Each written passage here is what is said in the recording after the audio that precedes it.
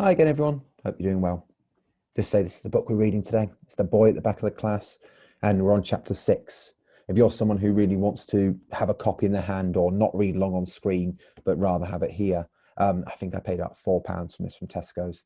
But obviously, if you're isolating, you can order it online. I'm sure there's lots of places for a similar price. All right. Should we get started then today with chapter 6 of The Boy at the Back of the Class? And we start today with the woman in the silver scarf. As soon as I got to the bus stop the next day, I told Josie and Tom and Michael everything my mum had told me about refugee kids, about how the new boy had probably had to get on a boat with no toilets on it so that he could run away from bombs and all the other bad things that the bullies had done to his country. But my dad said refugee kids are dangerous and that they lie and steal things, said Josie, looking confused. He told me to stay away from the new boy and not to talk to him because he was probably a criminal. But my mum and dad said we should be extra nice to him. Look, and opening up his rucksack, Tom showed us a big bag of sweets. Mum said to give him these at lunchtime, and she said we had to be nice to him and not to ask him too many questions. My mum said the same, said Michael as we got on the bus to school, except she told me to give him a banana. And my dad said refugee kids are running away from the war that's on the television all the time. He didn't say anything about any bullies. We all looked over at Josie, who was chewing on the ends of her hair and frowning. She didn't say anything, but I knew she was thinking that her dad must have made a mistake. There was no way the new boy could be dangerous or a criminal. Not when he was the same size as us and had just run away from bullies and a real war. Mr. Thompson had taught us all about wars last year. It had been a special year for wars, and Mrs. Sanders said it was our duty not to forget about them. We learned about red poppies and how they were the most important flower because they grew on soldiers' graves, and about how lots of countries had joined up to fight in the very first war. The upper years did an assembly about it, and we went on a special day trip to the Tower of London, where the Queen keeps her crown, because that's where millions of red poppies have been put in its gardens and stuck on its walls. Mr. Thompson said we should never forget how many people have died in wars to save us.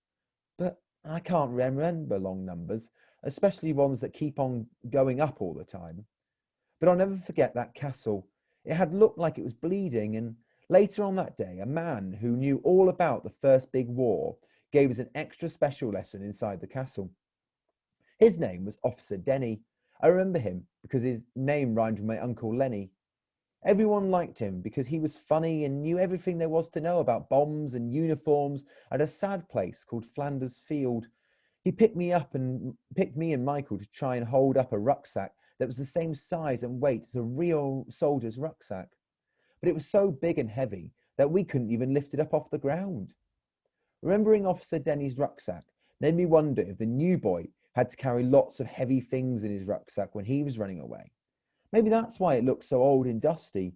He still didn't have a new one, but that week he had started to wear the school uniform. He must have found the new shirt and jumper itchy because he kept pulling at the collar whenever he thought no one was looking. That day, the bus went to school, was late, and got stuck in so much traffic that the driver let everyone get off early. We had to run half the way, and by the time we got to the playground, the bell had started ringing. I was hot and sweaty and feeling icky when we got into class, so I didn't realise that everyone was quieter than usual.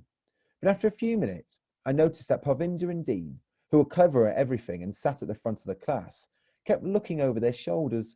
At first, I thought they were looking at me because my face was still red, but then I heard Parvinder say, "Wonder who she is." I turned around and saw a grown-up sitting in Clarissa's seat, and not just any old grown-up, but one who was talking to the new boy, and the new boy was talking back to her. I poked Josie in the arm and said, "Look." Josie turned around and whispered, "Where's Clarissa?" We looked around the classroom and then saw that Clarissa was sitting at the end of our row on Felicity and Natasha's table. She looked much happier. "Hurry up and settle down now, please," said Mrs. Carden as she picked up the register. "Before we head to assembly, I want to introduce you to someone very special.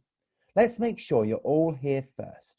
After she had finished calling everyone's name, Mrs. Carden said, "Now, class, I want you all to say good morning to Miss Hempsey." our new class assistant. Miss Hempsey stood up and smiled at everyone. Good morning, Miss Hempsey, we all said. Half the class shouted it, and the other half said it quietly, as if they weren't sure Mrs. Khan had given them the right name to say. I shouted it out. I like shouting out new names. It makes them feel more real. Miss Hempsey smiled and said, Good morning, everybody. Miss Hempsey will be helping Ahmet with his lessons from now on. If we're lucky, in a few weeks, she'll be helping Ahmet do a presentation about his hometown and how he feels about being here in London. Everyone turned to stare at Miss Hempsey as she nodded and smiled, then sat back down. She looks nice, whispered Josie. I like her scarf. I looked back over my shoulder because I liked the scarf Miss Hempsey was wearing on her head too.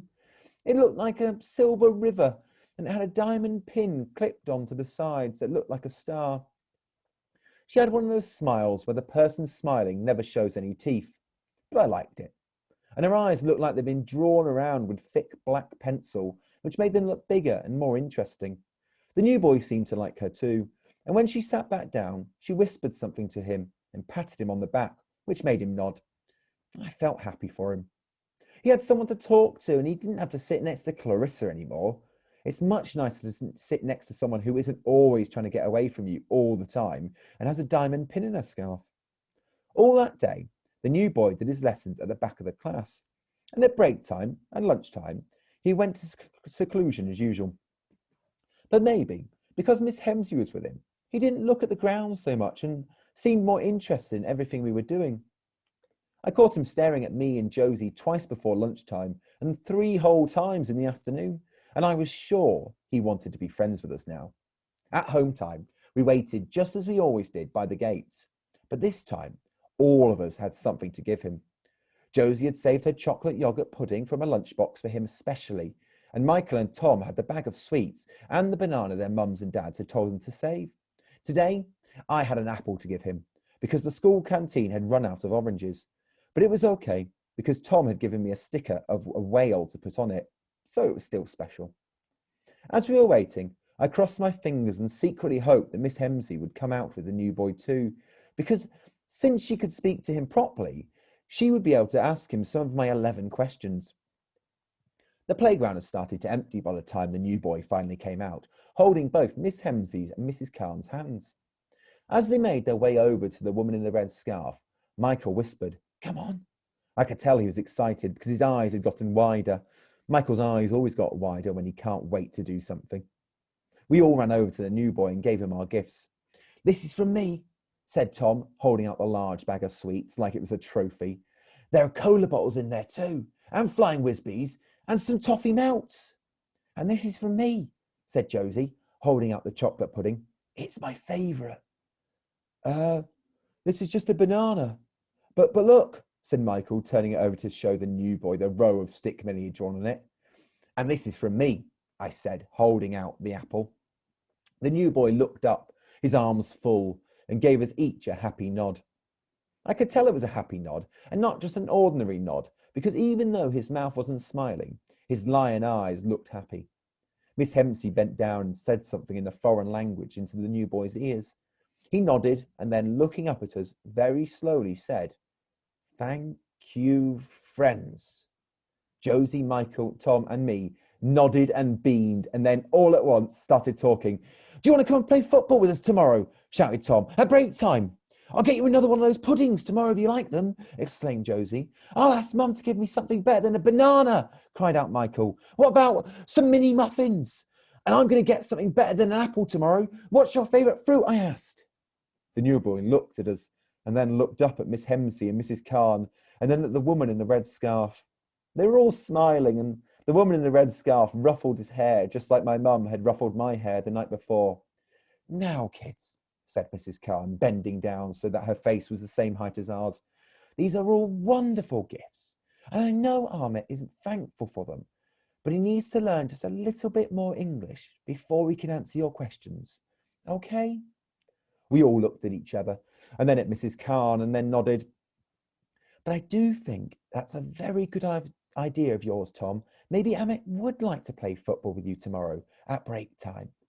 Mrs. Khan looked over at Mrs. Hempsey, who gave a nod. Yes, that's a very good idea. Awesome, said Tom, and he was so excited that he gave the new boy a thump on the arm. The new boy looked at Tom and then at his arm as if he wasn't quite sure what had just happened. And there's no need to give him so many presents every day, said the woman in the red scarf, laughing. It's so lovely, but we don't want to rot Amit's teeth now, do we? We all shook our heads. If you still want to give him something at home time, just choose one thing between you all, and that'll be more than enough. Okay? We all nodded, and then I cried out, Miss Hemsey! I hadn't meant to say it so loudly, but I was so excited at the thought of having one of my questions answered that I couldn't help myself. Yes, smiled Miss Hemsey. Can I, where's he from? Like, which country? And what language does he speak? I asked, looking at the new boy. Miss Hemsey's smile widened, even though she still didn't show any of her teeth. Amit is from a country called Syria, and he speaks a language called Kurdish. Do you speak that and English? Asked Josie, looking impressed. Yes, said Miss Hemsey. I'm Syrian too. Why doesn't Amit speak any English? Asked Tom. Well, said Miss Hemsey, because in Syria, nobody needs to speak English. Just like you don't need to speak a Syrian language here in England. Oh. The answer made Tom frown to himself, which meant he was asking himself lots of other questions in his head. Now, kids, off you go, said Mrs. Khan, clapping her hands. Amit needs to get going, and so do you. And Tom, I notice you're wearing your brother's trainers by mistake again. Try and make it the last time, okay? Yes, miss, said Tom, as he turned bright red. We waved goodbye and headed to our bus stop. Just before we turned the corner, I looked over my shoulder and saw the new boy take a big bite of the apple I gave him. I felt happier than I did when Miss Hemsey had answered my questions. But a second later, the feeling quickly disappeared, because that was when I saw Brendan the bully. He was standing in front of the boys' toilets just a few yards away, and his cheeks were pink and his eyes were narrow, and he was watching the new boy with a scowl on his face. Everyone knows that Brendan the bully hates anyone who's different from him. And it was the first time I'd seen him look so angry and mean. He couldn't do anything because Miss Hemsey and Mrs. Khan and the lady in the red scarf were there. But as we headed to our bus stop and all the way home, I couldn't help feeling worried. I think I knew right away that the scowl was a warning and that he was going to make things hard for the new boy and anyone who wanted to be friends with him. And it turns out that I was right, because at the first break on the very next day, that's exactly what he started doing. So we're going to find out what Brendan the bully is going to be doing soon. I wonder how Amit's going to react. He has run away from a war, so he's used to trouble. We'll find out what happens though in chapter 7. Bye.